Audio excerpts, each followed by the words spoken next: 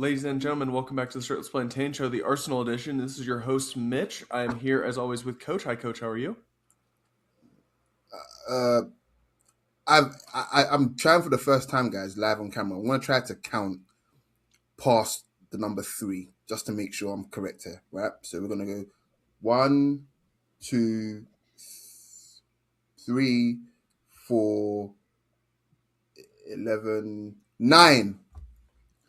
We're 9 points clear of Man City, guys. 9 points clear. I promise you, he's not as dunce as you guys think he is. Yeah, I just want to make it very clear for the people that are listening to this as a podcast and not watching on YouTube. He is holding up 6 fingers. Such a convoluted bit. The perfect way to kick off the podcast is going to keep the momentum right going into Gabby's back. Her teeth aren't hurting her anymore. Hi, Gabby. How are you? I'm back. I got my root canal. I'm alive. Congratulations. That was a terrifying procedure. You know what, to be fair, that Indian lady, she had me. She had me in the first half. She was like, do you want to know what's going to happen or do you not want to know? I was like, no, I'm good. And then she started drilling. I was like, oh, cool. She said, we're going to numb you the fuck up. We're going to numb you up.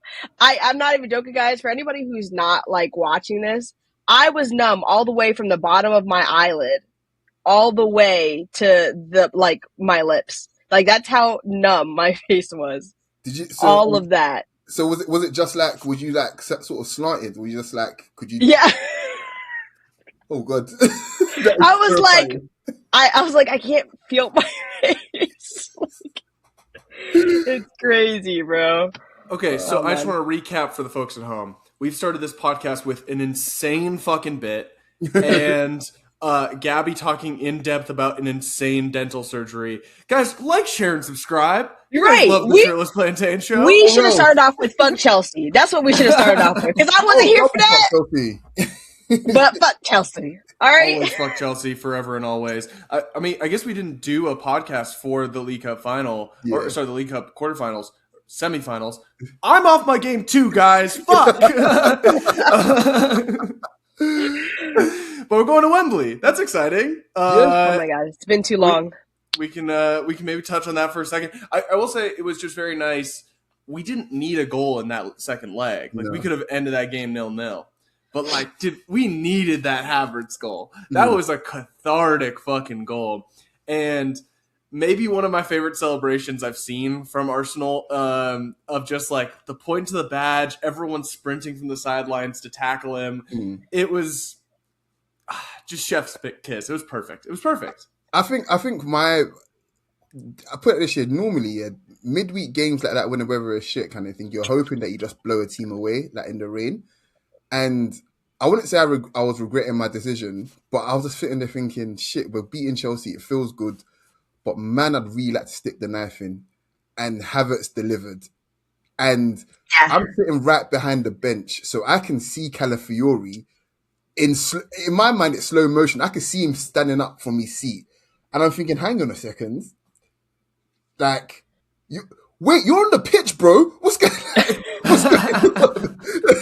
He hasn't even stuck it away yet. Man. The sheer roar. It was a windy night, but you can actually feel the wind just go. I don't know what it was. It was, we really hate Chelsea. But the funniest thing is, I don't think all of our hate combined can compare to Havertz's hate for Chelsea. He hates those fuckers. It's beautiful. I love it so much. He hates them as much as I hate them. Maybe more. I can't lie. That today I had my root canal, so I came home and went to sleep. I didn't watch the game until I turned it on at the very end. The game was over, and I was just waking up and I was like, "We won! Havertz scored!" I thought you were going to say that you turned it on right before he scored, because that would have been amazing, because it was a horrible game to watch. Well, I got a text. I got a text from Jess that was halftime 0-0, but I was sleeping, and then I got another text that said, "We won," and then it was "Oh, Havertz scored 1-0 now," and I was like, "Oh, yeah." I'm glad I didn't watch it, but I love that for me. Yeah, I love that for you too. It's a great way to consume Arsenal is just wake up and we win. We're going to Wembley, which means the League Cup actually matters. It didn't matter before; it matters now. We've been talking a little bit about just like, yeah, I mean, it's the first final that we've had in 6 years. I think this is a significant match, and like we're playing Man City. I keep hearing it talked about like it's going to be like a big body blow in the title race. And like, I don't really think it has anything to do with the title race, with it being City versus Arsenal. But I think it's a really cool opportunity for us to get the first trophy available to us this season. And anytime we play at Wembley is always exciting because we're very good when we play at Wembley. Yeah, we have a great record at Wembley. I'm not. People talking about, oh yeah. Listen, man, it's Arteta at Wembley. It's Arteta and Arsenal at Wembley. My best memories, Arsenal memories, just contain Wembley. They just do, from childhood. So I don't know about you guys, but I love Wembley. I really do. So do I. I love the FA Cup, so I'm glad to be back there with the Carabao. So yeah, I'm really not even. Yeah, it's whatever for me, man. But yeah, City are. It's really interesting to me that City just at this point are basically telling the world we do not care about rules. We will make the rules up as we go along, because the fact Pep is making a big song and dance about a player being cup tied, it's shit I've never seen before. And shit house we've never seen before. I've never seen this shit before. Big him up for for he's being vocal on what's happening in Gaza. Like, Pep as a man separately is, to me, is different to Pep as a manager. Pep as a manager, he can get fucked, kind of thing. And that's who I'm talking to, basically. But it's just weird that it's so obvious. It's like, how can you be such a hypocrite? And then at the same time, you're trying to pull off this sort of underdog sort of thing. Bro, like, we can see you, right? We can see all your medals, bro. What is this? It really is a shame that two of the best people in the sport in terms of like their takes on social issues are two of my least favorite people in the sport. And that is Richarlison and Pep Guardiola. Like, it's crazy. Absolutely crazy. But we're going to Wembley. Hopefully we win it. First to the quadruple. That'll be very, very exciting. I will say, I think I just need to, if we want to like, if we lose this game, I'm going to treat it a little bit like the Community Shield a little bit. If we lose this game, you have to call it the Carabao Cup. If we win this game, it's the League Cup. I feel like the League Cup has a little bit more prestige to it. Carabao Cup sounds silly and dumb. We got to call it the Carabao Cup if we lose it. League to be Cup fair, if we win it. I do think we should be like the Italians or the Spaniards, where we do the Super Cup. It needs to be a little bit more. The Community Shield is a Super Cup. That's literally what it is. It's just that we don't call it that, but it's literally the Super Cup. But let me just tell you how fickle this whole thing is. In my lifetime, the name of the League Cup has changed. I'm gonna say, I'll count it. So from when I can remember, it was first called Littlewood's Cup, then the Coca-Cola Cups, then the Worthington Cup. There was something before Carabao, I'm pretty sure. It was Carling, I think. The Carling Cup, right? Carling Cup, and then the thank you, and then the Carabao Cup. So for me, if the name changes 5 times, then let's not give it more importance than it needs to. If we don't win, if it does, then yeah, it's the first of 4 trophies for us, basically. Yeah, exactly. I truly do think that if you name your cup after a sponsorship, I think it diminishes its value. Which is why it's a League Cup if we win, Carabao if we lose. Anyway, on to the actual podcast we're doing today. Our question of the day we're going to start with. Coach has this written in our outline as favorite rapper / artist, and I'm glad that you decided to be inclusive to me by calling it saying artist as well. I really appreciate that. That was nice of you. Gabby, why don't you answer that first? One hypothetically. Who would it be? A rapper? Yeah. I have a soft spot for Childish Gambino. Okay, that's fair. That love that.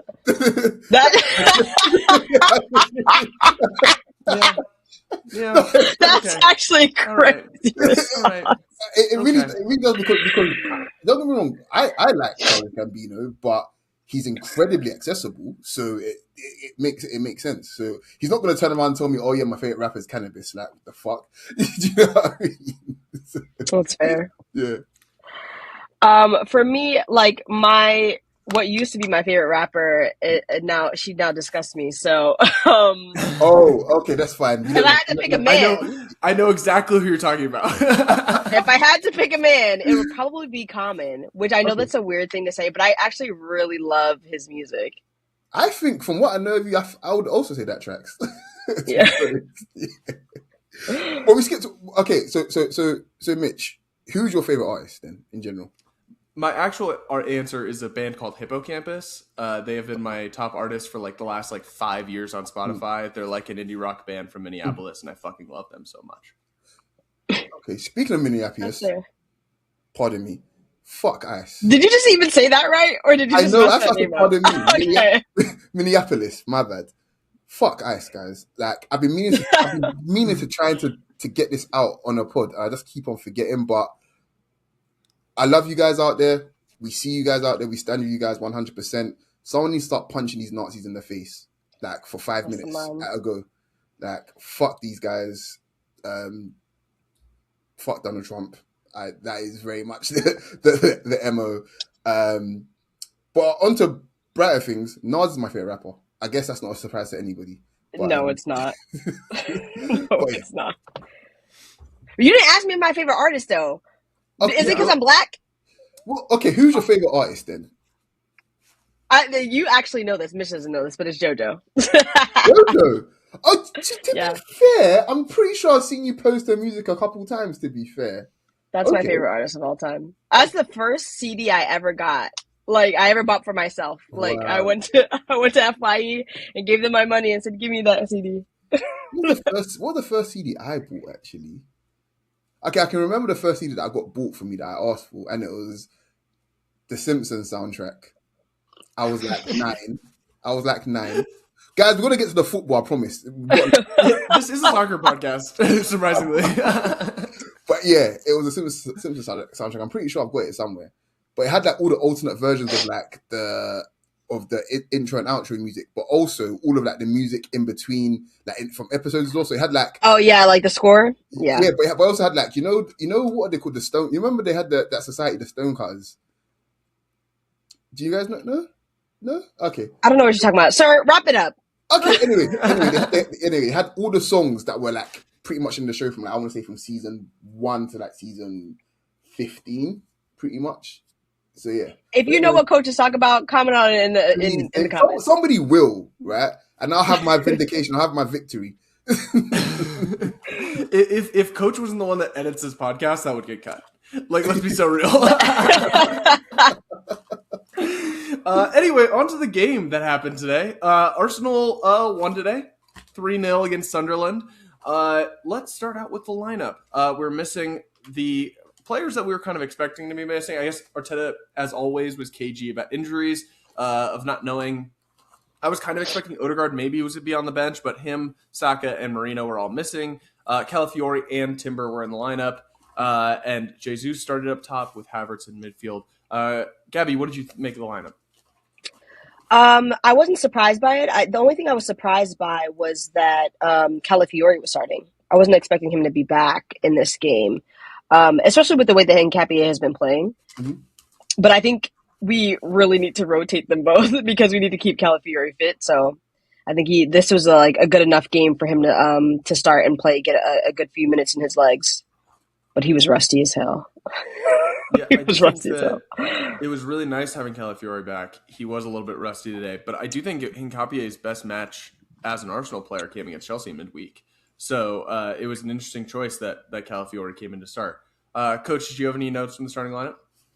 Yeah, I don't think I've seen Jesus and Havertz start together probably since the 23-24 season, if I remember correctly. And I'm pretty sure that this was Arteta's plan when he bought Declan Rice, was to have a real partnership between Jesus and Havertz. He wanted to have that double 10 thing sort of going on between those two. That was what my thought was. That's what I think his thoughts was, basically. And I think he's now getting to live out his dreams from 2 years ago by those two starting together. Yeah, we're now starting to see Havertz in midfield a little bit more often. And I think Havertz has now bought himself more goodwill than he had when he was initially tried there. And I'm growing on it. Like, I'm liking it more and more the more I see it. He's just, I mean, you guys all know, the three of us can't say enough good things about Kai Havertz. He is just a player that I think makes everyone around him better. He is just someone that if he is in the lineup, Arsenal is going to look better, and you could put him at center back because he is just someone that is going to improve the team. So at this point, I'm not bothered if I see him in midfield because, especially with Marino being injured, I feel like he kind of slots into that role that Marino plays in midfield pretty well. And Marino kind of like has almost given us the blueprint of like what Havertz was supposed to be there. And now we have this kind of versatility with Havertz where we're able to put him up top and also have him in midfield, and he's going to do well regardless, which is very exciting. I think we started like the first 3 minutes super hot. We were looking super dynamic, particularly with Trossard. He was showing up all across the pitch. Gabby, what did you make of how we came out of the gates? We actually played well out the gates today. They do the thing they always do, which is like get the ball to Raya first and then kick it long, and that kind of almost resulted in a chance. I shouldn't say also. I mean, almost it did result in a chance. Jesus tries to get the ball, he like misses it, but Trossard picks it up, and that swivel and cross into Kai. I mean, he doesn't get like a real hold of the header. There's no power in it, but if that's on target, I'm like, okay, you guys are starting well already. Yeah. I love to see it. I think he was seeing his reaction to it. I think he feels like he should have done better with it as well. But yeah, it was. I think there was a period of time with Arsenal under Arteta where we knew was going to have a fast start. We almost knew that we'd score usually within the first 20 minutes. Like teams wouldn't be able to withstand the onslaught. And we've become a lot more measured. So it was really refreshing to see us like be up and at them like from the get go, and actually start putting shots towards goal at least. I've become very accustomed to Arsenal games. Like today, I won't lie to you, I was expecting to be a very, very shit game. I was expecting to see more of Chelsea, like I was, and I was pleasantly surprised. And it's not because of Arsenal; it's because the way the season has panned out. Pardon me. I feel like teams are genuinely just terrified of us. Like at home, they're going to give up. They're just basically going to give up before the ref blows the whistle and be like, okay, we're packing the box. You can go down the sides, but even if you go down the sides, we're doubling up on you there as well. Like we're just not giving you anything. If we get a set piece, we'll be happy, kind of thing. But we are not letting you guys in today, and that makes for shit games because one team has all of the ball and the other one is just focused on denying space. Like it's really flipping annoying. And I feel like Arsenal need another truly, really excellent team in the league so that teams can also experience that as well, because teams don't respect City right now. We're the only team in the league where everybody Liverpool, do you hear us? Don't respect them tomorrow. Yeah. Okay? You have a job to do. Do you want Champions League or not? It's that simple for me. Go on. So yeah, like that's my pardon me, that's my overriding feeling. Like more teams need to start suffering the way we're suffering, because it's shit. Like you want to watch entertaining football, but at the same time you want teams to at least have a go as well, so you can learn about the team. These teams aren't playing their plan A's against us. That's stupid. Yeah. Gabby, what did you think of how Sunderland lined up? It was a little bit. It seemed like it was going to be more defensive, but it wasn't as defensive. You know what's funny? I thought the same thing as coach. I thought we were going to be like not struggling to win this game because we created a bunch against them away from home. We just didn't come out with a win. But I was thinking that since we have been, I feel like kind of struggling with the attack because of the moving parts that we have going in and out, and they're pretty good in their defense, not as good as they are at home, but still, I was like, it's going to be a little slog. But I wonder if the way that they set up change the way that Arteta wants to tactically play this game, because I was thinking about how they statistically they're like one of the teams that have the fewest possession in games. I think they're like 18th or something like that, like way down the list. But they had a fair bit of possession in this game, and I don't know if it was because they were playing well to get possession, or we just conceded possession because we knew they couldn't like do anything with it. Yeah, for sure. They were definitely trying to play physical. I mean, we know Sunderland is going to try to do that. They were without Xhaka today, but their attacker Brobby is that how you say his name? Yeah. He was targeting Saliba, which I guess isn't really anything to say on Saliba. It's just if you are a physical striker and you're like, well, I can either go after Gabriel or I can go after Saliba. One is a little bit not as bad, but still pretty bad to go after. Not as bad. And he was going after Saliba pretty quick into the match. Coach, what did you make of like that battle and how Saliba handled himself physically? It's very, very obvious that managers will say, "Oh, Saliba is because he's the younger one." Managers will say, "Oh, he's the easier target."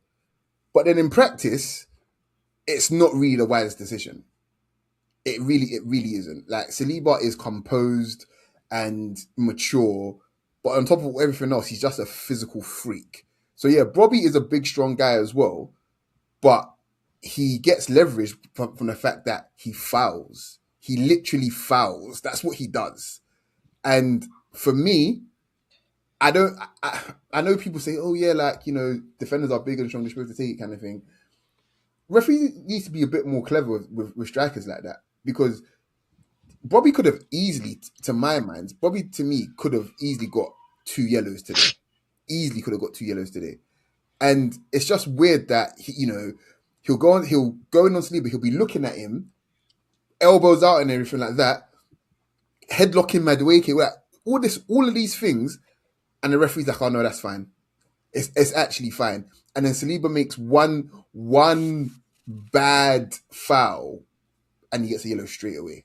After being battered, not being battered and being rattled, but being literally assaulted by Bobby for like 30 minutes. It makes no sense to me. Yeah, he's giving Newcastle. He's giving Newcastle to me. Yeah, 100%. They were going long from set pieces a lot, and they tried to put it in the mixer to try to get their opportunities. Raya had a couple of interesting moments today. The best chance for Sunderland in the match came from a Raya mistake where he mishandles the ball off a set piece. Havertz does a goal line save, which was very impressive. Gabby, how were you feeling in that moment? I mean, I felt like I wouldn't say I guess it is their best chance, but I didn't feel like really shaken by the way Raya was playing today. I didn't feel like anything was like super, why are you doing that? Because I know why he's acting the way he's acting. He is a proactive goalkeeper, so that I think it's the first chance. The ball comes into the box and he goes up to catch it, and who is it, Ballard? I think it jumps into him. Mm-hmm. And he almost drops it, and I'm like, that's not his fault. Like, if I'm being honest, if it was one of I genuinely think if that was Gabriel jumping into and I know people are gonna say, well, you wasn't seeing this against Aston Villa. That's not the same thing. That is not the same thing, because he was late. Like, Ballard was late to the ball. He was never gonna get that ball, and jumps into him, and I'm like, that could have been a foul, but you know what? We cleared it. By the way, on Ballard, sorry, I've seen a lot of like big footballers pause and like just physically big footballers. This guy is special. He looks like he was grown in a lab. He is quite literally a lab experiment. He's just a huge lump. Like, genuinely a huge lump. The way he was walking on the pitch, I was like, it looks like there's literally 2 of him. He's so big, like his shoulders are huge, chest is huge, he's got a fat head pause, like he's just a big guy. I was like, I reckon because I think he was at the club when Arteta, he was at the club when Arteta, I think Arteta might have just taken over. I want to say, had he been there a couple years later, he could have been an Arsenal player just off the size alone. Arteta loves big centre backs. He is genuinely a physical freak. Was he? I don't waste my time watching Arsenal Academy matches because like 3 guys are going to potentially play for Arsenal at some point. I'll have someone else tell me if they're good or not. But Coach, did you ever watch him when he was with Arsenal's Academy? Was he this big and imposing at like lower levels? I actually don't remember him. I really don't remember him at all. No, I don't. Is it weird that I do? I feel it wasn't he. Okay, this is gonna sound. Just let me land. I swear to God, he was friends with Hector Bellerin. Like, I'm not even joking when I say that. And I think that's the only reason why I kind of remember him. But he was not this maybe big. He has good politics too. Maybe we have another good players with good politics. Who knows? That could be. He was not this imposing. I swear he was skinnier than this. Like skinnier than I don't know. I do not remember him being that like. I was gonna say he might have went on the Chelsea diet because all of their players just come out ridiculous. He's very imposing, and when he scored against us, it was like he's a set piece threat, and especially when they are like doing long throws or something, like he is. I could see why some Arsenal fans would be like, it'd be kind of nice to have him. Sorry, I lost my spot. Our left side played pretty well offensively. I think Calafiori had some moments where he was giving up the ball a little too easily, but he and Trossard interchanged very well. What do you think, Gabby? I love Calafiori. Let me just say that first. I mean, we've missed him a lot, but he looks so rusty today. He looks so rusty today. I'm surprised he didn't come out with the yellow card. If I'm being honest, there was a foul he makes. I forgot who the player was, but he gets turned and he drags him down, just like Saliba made that foul on the other side, and he gets away with it. White privilege, but and I'm okay with that in this sense. But yeah, I just felt like he looked really rusty. But attacking wise, he didn't do that much. But him and Trossard tend to link up because he knows how to float.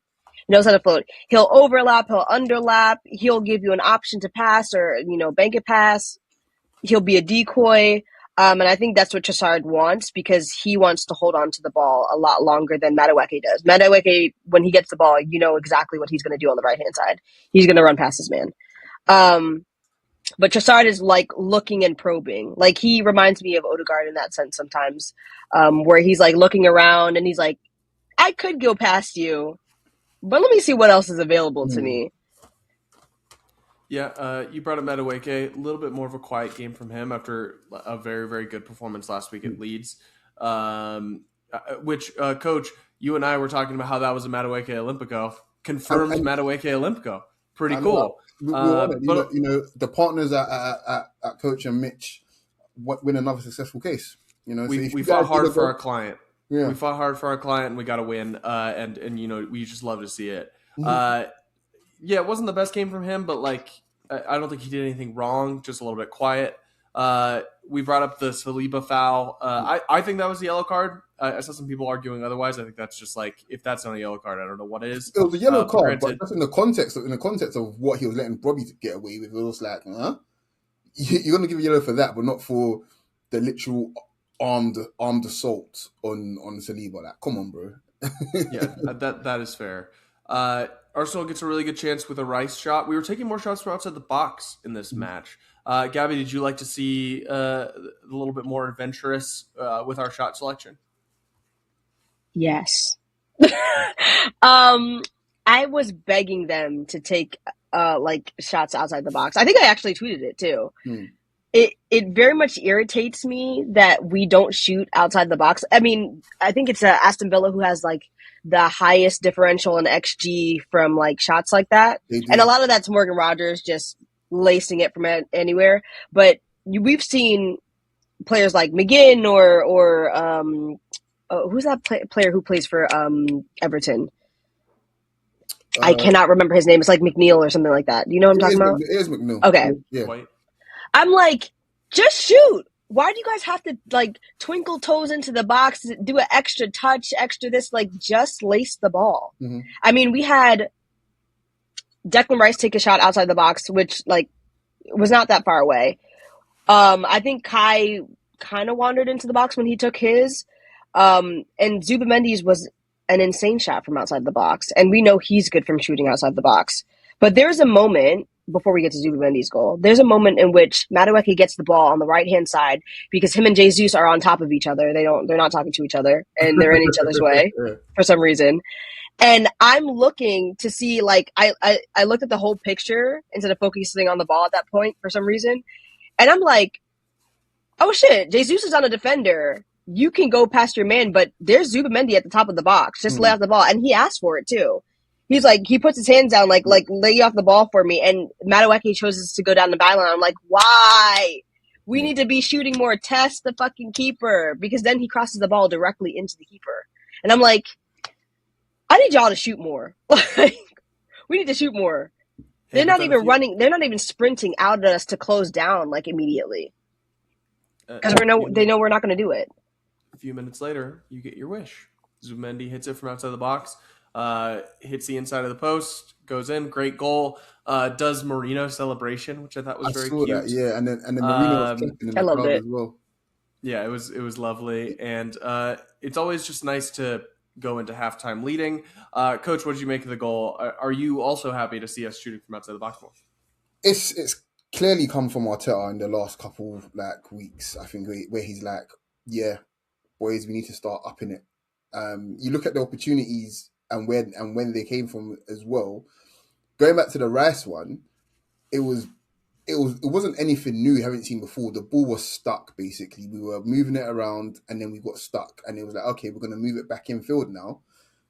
But instead of moving it back to the right, how about I just twat it from here? And I swear to you, I thought it was in. Like it looked like it went in to me. I can't get over how aesthetically pleasing like the curvature on the ball was. Like it was insane. And then the goal itself, I think the most satisfying thing about it is the fact that he didn't even take a touch.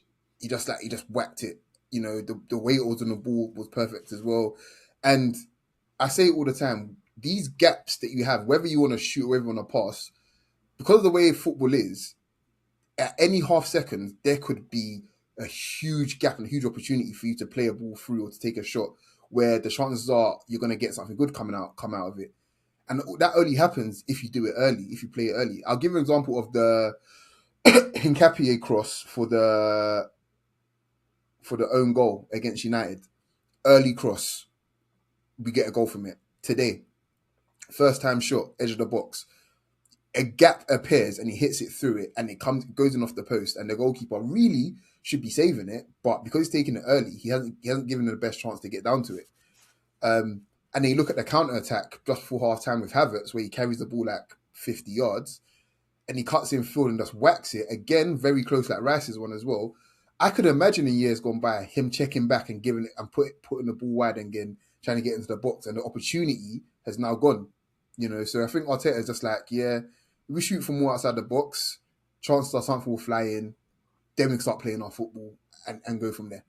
So yeah, I think we have good enough players that can hit it from that range where it's nice to see us trying it more at the very least. And for it to work is even better. Even the Odegaard goal against Brighton as well, actually, I forgot about that. So yeah.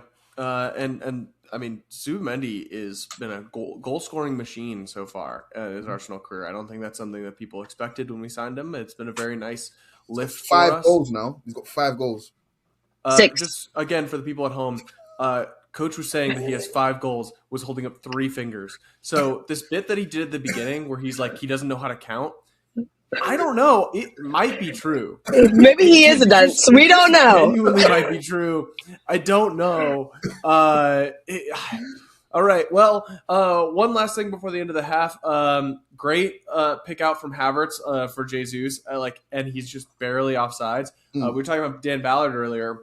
Maybe we're talking about him in a different light if Jesus is onside, because that is a penalty and a denial of a goal scoring opportunity, probably a red card for him. He tries to go around the keeper like Havertz, but unfortunately, he's offsides. Correct call, unfortunately. Havertz gets a shot on the counter, but we go into the halftime 1-0. Gabby, how are you feeling going into the half? Jesus, when I catch you, the way I'm going to beat you, genuinely, he pissed me off so bad. He pissed me off so bad in that moment. You're in your own half. How are you cheating in your own half? He boggles the mind sometimes. Genuinely, he boggles the mind. I watched it happen, and I was like, Jesus real quick. No Jesus defense. I'm going to defend Jesus you're real quick. Your own half, bro. I'm going to defend Jesus. Just stay behind the line. I'm going to defend Jesus real quick. Havertz hesitates like a half second, and I think Jesus is on, and then he missed because Havertz hesitates for a half second. He has to oh shit, hold back his run, and his momentum's already going forward. So I think sometimes you have to blame the passer in an offside situation. And I think in that situation, I'm putting a little bit more blame on Havertz than I am on Jesus. You know what's easier to be offside? The third chance. The third chance, which we will get to. It's easier to be offside there from Gyokamole than it was for Jesus to be offside in his own half. That is true. That was ridiculous. Can I hold you guys just on this though?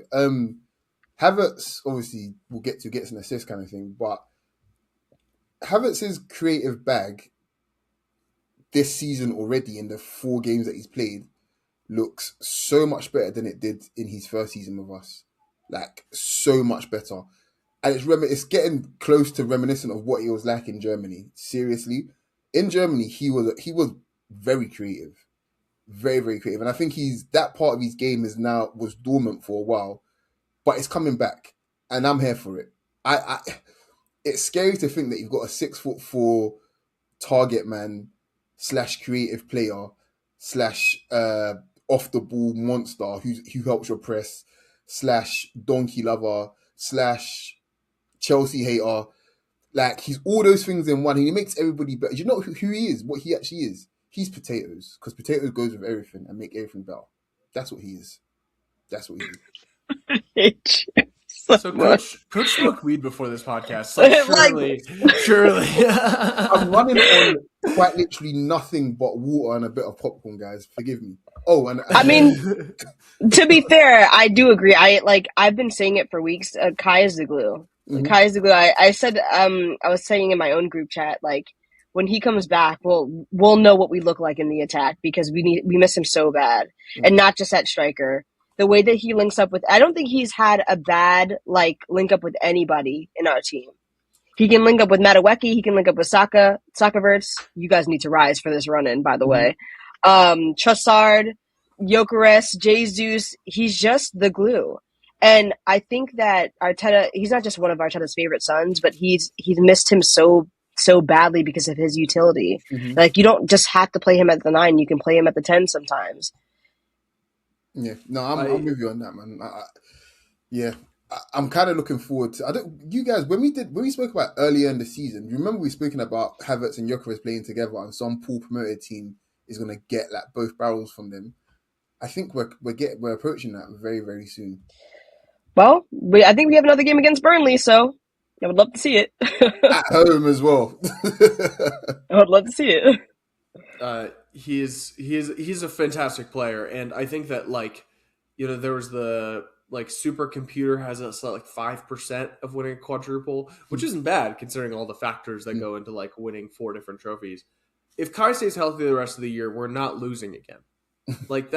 That's as far as I'll go with that. He's a special fucking player, and if he is available at all times, we're not losing again.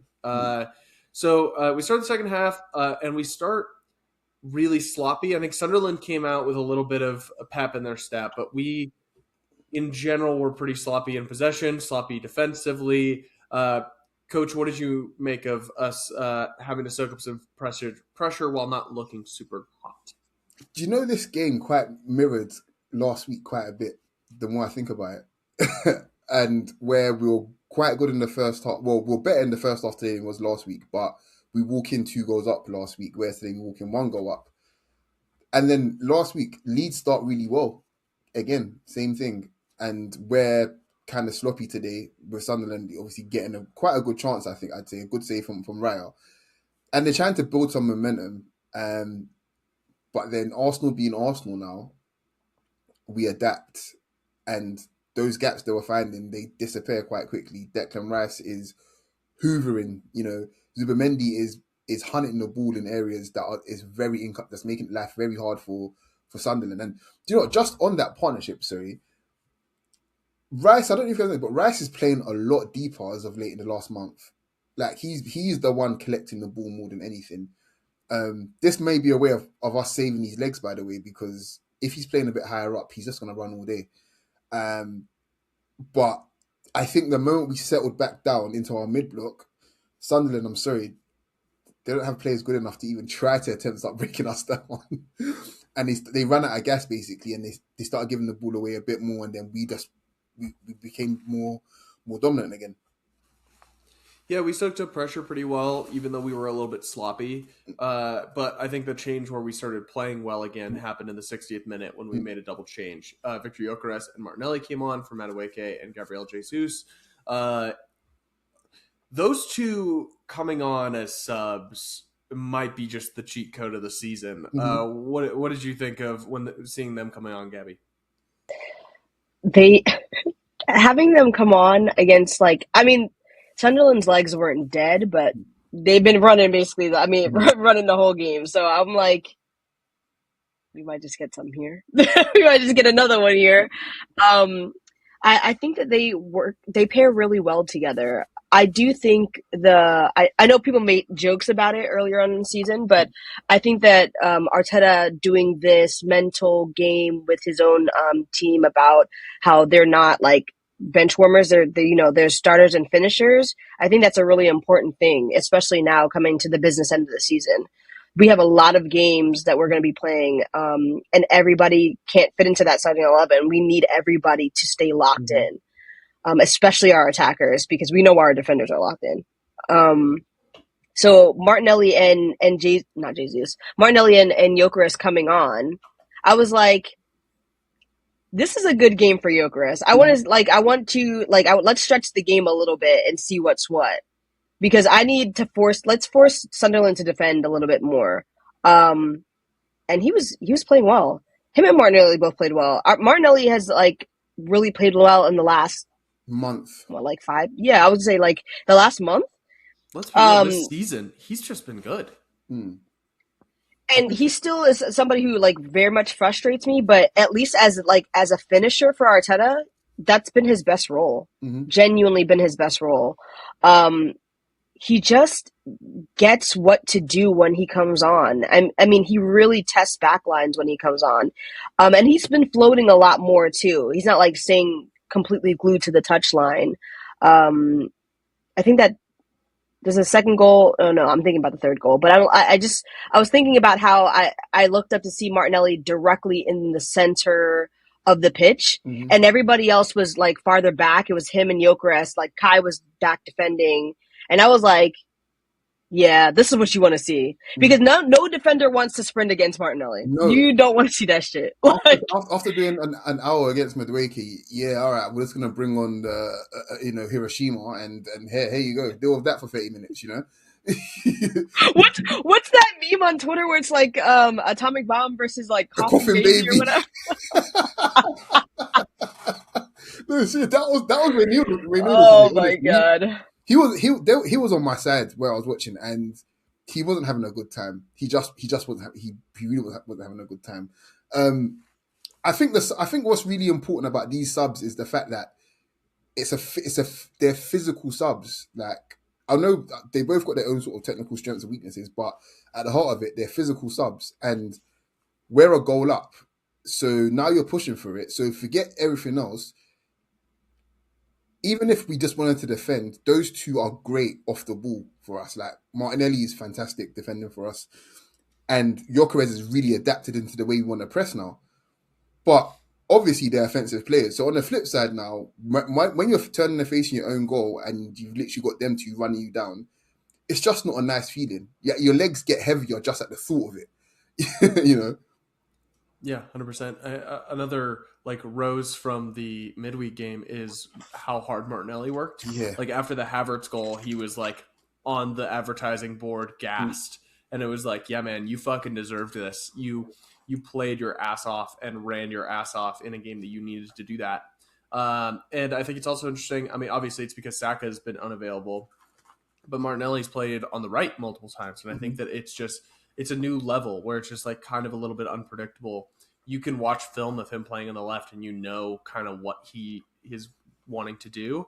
I think it's a little bit less of a predictable thing when he's playing on the right hand side, which is it's good that we have the players that can like we can put them in these positions that aren't their usual, and they'll still be able to perform well. Gyökeres gets his goal shortly after coming on. More great work from Havertz. He gets the assist. Gabby, you mentioned how he works well with everyone, Havertz, and I think Havertz is going to be very good for Gyökeres. I think we were talking a lot about Gyökeres or Havertz because they're just like both being strikers for us.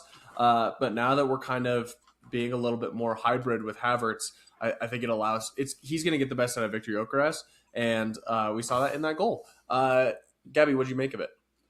I thought you were going to say my line, but you fucked it up. So everybody keeps talking about, and especially at the beginning of the season, Gyökeres or Havertz. It's Gyökeres and Havertz. Okay? Kai's not going to get dropped. I'm telling you right now. As long as he stays fit, he's going to be in this team somewhere, somehow. Unless, shit, that boy might even have to play at left back.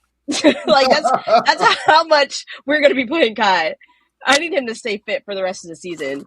Because I think I saw somebody say, like, oh, well, that second goal is, like, Sunderland fucked up because they give the ball away. But I'm like, it's the pressure from us, though. They cannot, which is the thing that I didn't tweet this, but it's the thing that I want us to do in the second half. I was like, force them to defend. We're giving them a lot of territory and a lot of ball possession, but force them to defend. Like, pressure them high outside their own box because they cannot play out versus us. They just can't. That's why they're punting it long. He tried to do it in that moment on the touchline and couldn't get it far enough. I think who was it who picks up the ball? I think it was Zubamendi or someone. Passes it to Rice. Was it Rice? Yeah, I think it was Rice. Not shocked. Declan Rice, his go gadget legs picks up everything. But we intercept the ball. He passes directly to Trossard, and Trossard. I love the fact that he is so forward thinking. That vertical pass into Kai, I don't think there's that many people who play that on our team, especially quickly. They probably take an extra touch and see what develops. But he saw that he was onside still and played it immediately. And Kai unselfishly goes and looks for Gyökeres, and Gyökeres thunders it into the net. The fact that he generates that much power, like, with his shot, impressive.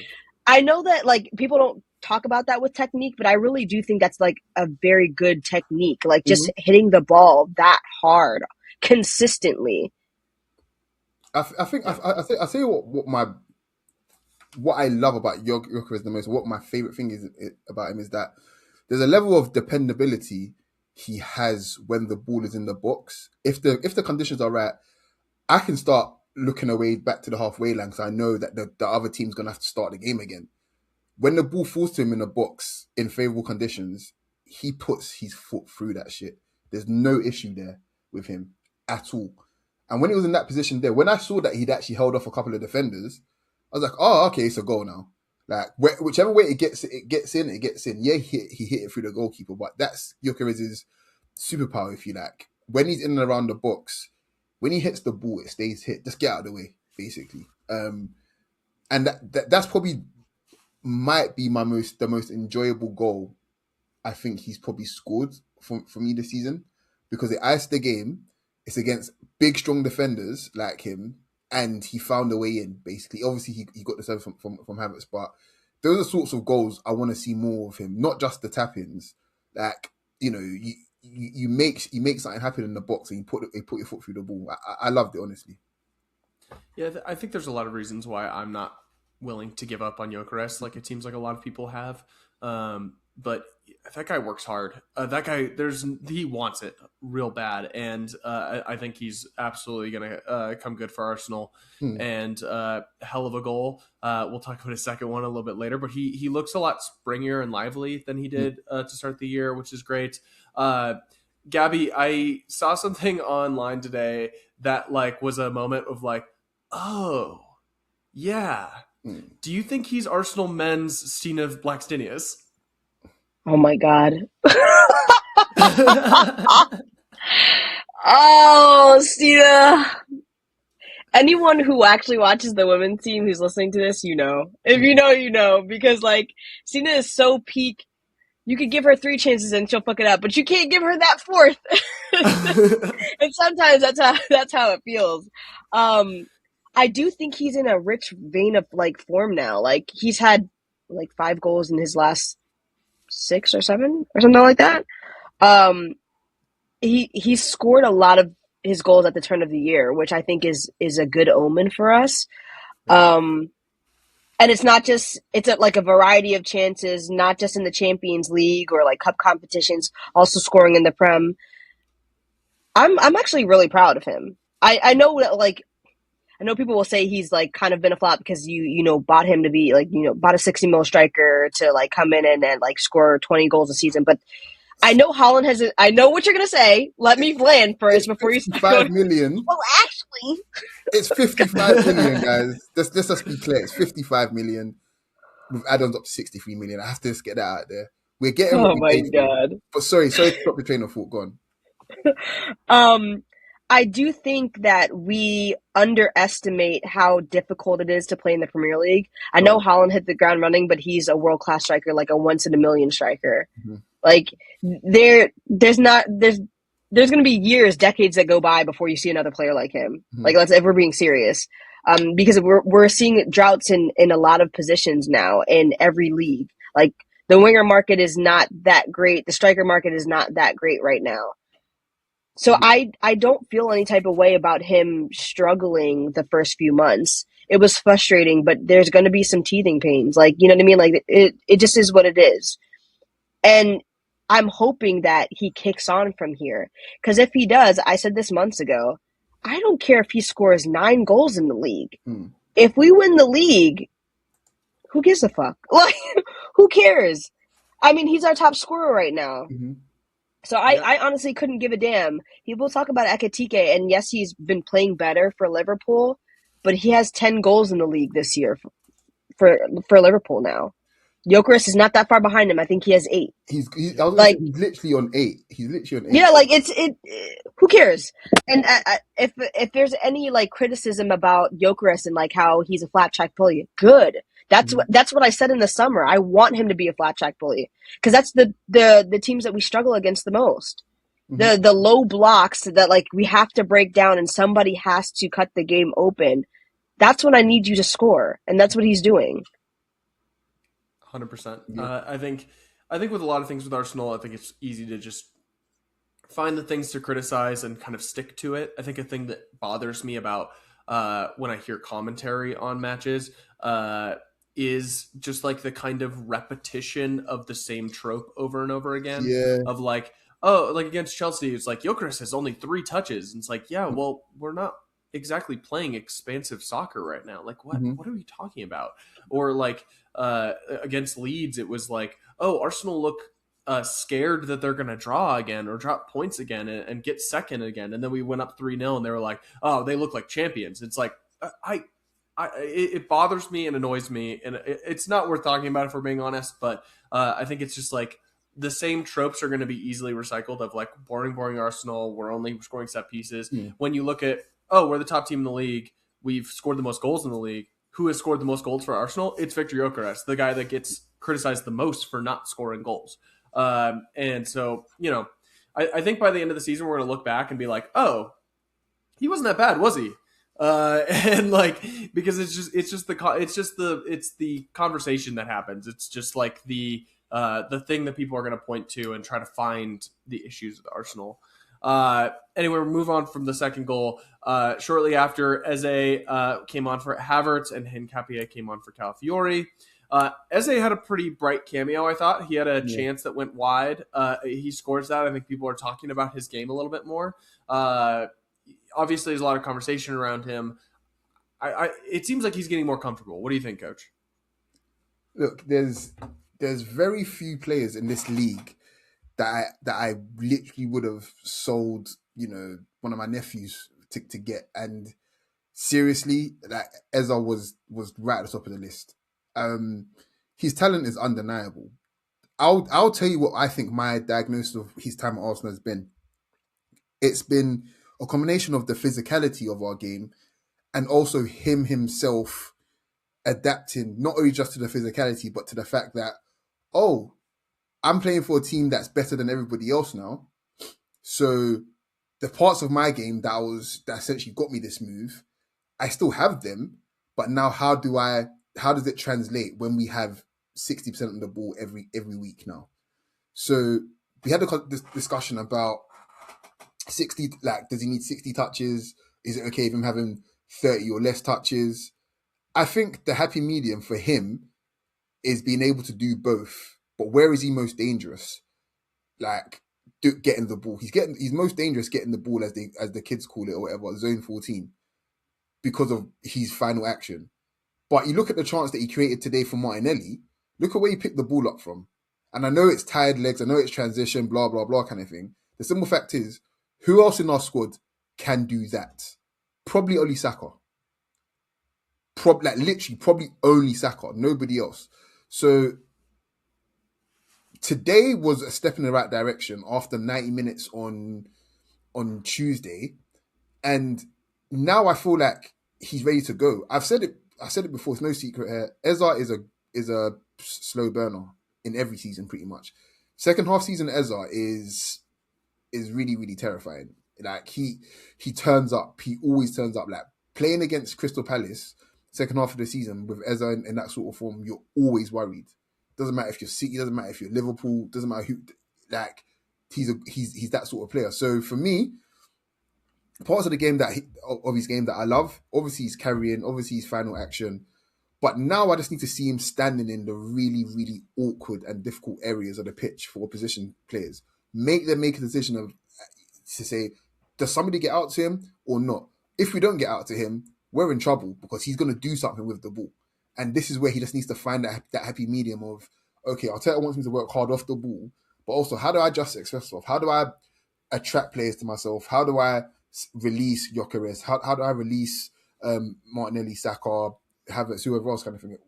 How do I do that? How do I combine with my left back? How do I combine with Odegaard?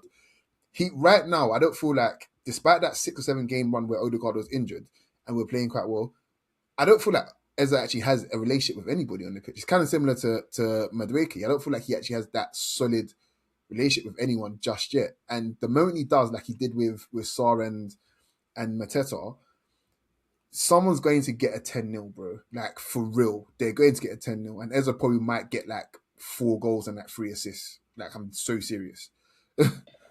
Well, we have a North London derby coming up, so... Honestly, if Eze has 6 goals in a season and they're all against Tottenham, then that was a great season. You know, fine. Like, also, Coach, you said a lot there, and one thing that just kept rattling around my head there was you said, "Yes, the kids are calling it Zone 14," and I'm like, "Yeah, the kids are talking about the principles of total football all the time." Every time I walk past like a group of 14-year-olds, they're just like, "Yeah, but he's not in Zone 14. We need him to be in Zone 14." That's what I'm hearing the kids talk about all the time. But it is very encouraging that we're having a lot of our players kind of hit form at the correct time, right as we're coming into this run-in period, this toughest time of the year. We're not getting a little trip to Dubai this year. We're playing midweek every single week from here on out. So let's win some fucking soccer games. Trossard picks up a little injury towards the end of this game. Hopefully it's not serious because I thought he played very, very well today. We got some Uncle Norgard minutes, which is wonderful. And then to really dagger it, Gyökeres scores another. Great run by Martinelli and great assist by him there. Gabby, I want to make you talk about Martinelli because I know it's your favorite thing in the world. Great assist by him and then a great finish by Gyökeres to make it a brace. What do you think? Listen, I have to give him his props on that goal. I mean, he runs from like just outside his own box. If I'm going backwards, it comes off of a free kick for Sunderland. Norgard clears the ball, and it. I love when Norgard's involved because I have an agenda for him. Like, I really like him for some reason. I don't know why. I think he should play more. Best signing of the summer because it meant that we didn't bring 5 back. That we Yeah, gotta keep reminding ourselves. That's my point. I'm gonna get you a great. Premier League medal. I don't care. Like, he needs to play more. But he clears the ball for Martinelli, and Martinelli just starts motoring. He starts motoring. He sprints. He watches the flight of the ball, and it bounces, and he takes a touch and goes sprinting past that defender. And Gyökeres is behind him, and he holds the line until Martinelli passes the ball. And it's like, I can't say it's a simple tap in because he's stretching for it, but hey, you put it in the back of the net, and that's all I care about. It's like, I love attacking goals like that. I love a dagger. Mm-hmm. I love a dagger. And we've had a lot recently. I want us to have more. Like, we just had a dagger with Kai against Chelsea. I love another one. I would love another one in the next game too. You know, there's a lot of agenda or like narrative going around about how Arsenal is still antsy, the players and the fans. And I'm like, we just need to get 9 points clear. We just need to get 9 points clear. Put the onus on City to look at the table and see how far you are. And actually, you guys need to win. Mm-hmm. Like, you have to win. I'm saying now, City has to go perfect the rest of the season for them to beat us. Do you think they're going to do it? I would be asking the players, do you think they're going to do it? Because I don't. We'll see. Yeah, I think maybe the best way to squash a narrative is just do it yourself. Yeah. And what's a better way than Victor Gyökeres scoring a goal like that? And what's a better way than Arsenal going up 3-0 there? Great win, especially when we're looking at mid-season mm-hmm. of like where we were at, what pace we were at. This was a game we dropped points in the first mm-hmm. half of the season, and we've now gotten 3 on the reverse fixture. That's improvement on where we were, and I think it's a statement win. We have Brentford next week, who are no joke. They are tied with Liverpool on points. Everyone thought they would get relegated this year, which is side note of my little soapbox. Brentford are such a fucking well-run club. They're never getting relegated. Get used to seeing the fucking bees in the Premier League every goddamn year. They are. I could be their manager and I could keep them up. They are that well-run. Like, all right, not too much, but maybe too much there. But it shouldn't be an easy match. But again, a winnable one. I think we're feeling pretty good. Obviously tomorrow we'll have a big say. Like if City lose or drop points tomorrow and we're 8 or 9 points ahead, we're feeling like we're in a very, very good spot. Coach, how are you feeling? Looking forward in the season? Look, I just need everybody to start booking their tickets and their hotels and whatever else, because we're having a fucking party, guys. I need you guys to be serious about your lives. Like, do you want to party or not? How much coke are we doing, guys? I can't lie. I might have to use my World Cup money for this because I need to book a tattoo artist to get my tattoo done. I need to know where we're doing the celebrations for the quadruple. Like, don't gas me. I'm so serious when I say this. I will be on a bender. Like, for real. Like, I'm not joking. I am not. Do you know, in fact, I won't say it now. I'll say it maybe a little bit later on in the season. But, yeah, I have plans, guys. I have serious plans. Like, I was looking at pictures from when last time we won the league. And I was like, oh my gosh, like, time has actually passed. This means a lot. It means not a lot to the club, but to the people as well. Genuinely, new and old fans. Like, this is what we dream of, guys. It's as simple as that. We dream of being in a position where, oh my gosh, it's a Saturday evening, we're 9 points clear, we're watching Man City and Liverpool tear each other apart, but we're not dependent on that result. We care about the result, obviously, but it's not going to affect our season because we've already got a healthy lead already. But if City lose, great. If they don't, oh well, we'll win our next game and then give it back and give them the onus again to try and win. Do you know what I mean? So. Well, I was thinking about, like, if we win the league this year, will this be the first trophy you raise in the Emirates? No, it'll be the first. No, it's when they were league cups. No, I know we won league cups, like the FA Cups, but like it was technically at Wembley. Like, will we actually win it like in the Yeah, Emirates. you're technically you're actually right, but the only thing is depending on where we win it, because I think the rules are if you win the let's just say, because for example, when we had last day of the season when we was playing Everton, they obviously had the replica trophy there, they had the banner and everything like that. Had that game been away from home, they still would have had it there as well. So wherever it's possible for you to win the league, that's where they take all the procession stuff. You know what I mean? So we potentially could win it away from home. I personally don't care where we win it. I will be there regardless. So if we I mean, to be fair, that's true. But if we're not winning it at the Etihad, I want to win it at home. I want to win it in front of our own fans. Like, we need to update the song because we've literally won it at Stamford Bridge. We won it at the Lane. We won it at Old Trafford. We won it at Anfield. Doing it at Etihad as well would actually be special. It would. It really would. it would be nice. I'd love to look into Rodri's eyes and be like, talk to me about mentality now. You Make sure you want to get fucking distracted by his pussy. eyebrows, though, or lack of. I think I've said it the last 3 years. If we win the league, I will cry real tears, and I am so excited. And You're not special, so maybe I need to book a. Yeah, I'm saying, like, we will all cry. I promise Yeah, you, if we win a Champions League this year, I promise you, like, you guys might not see me for a while. I'll be sobbing, and I'm already a crier. I will be sobbing. Like, I mean, I'm already planning on going to the Arsenal bar in Denver to watch the League Cup final, because if we just to see us win a trophy again, I'm gonna get drunk with a bunch of Arsenal fans in the middle of the day, and it's gonna be awesome. Yeah. So start booking your flights to London, folks. This has been a fun one. Thank you, Gabby. Thank you, Coach. You guys know what to say. Peace. peace.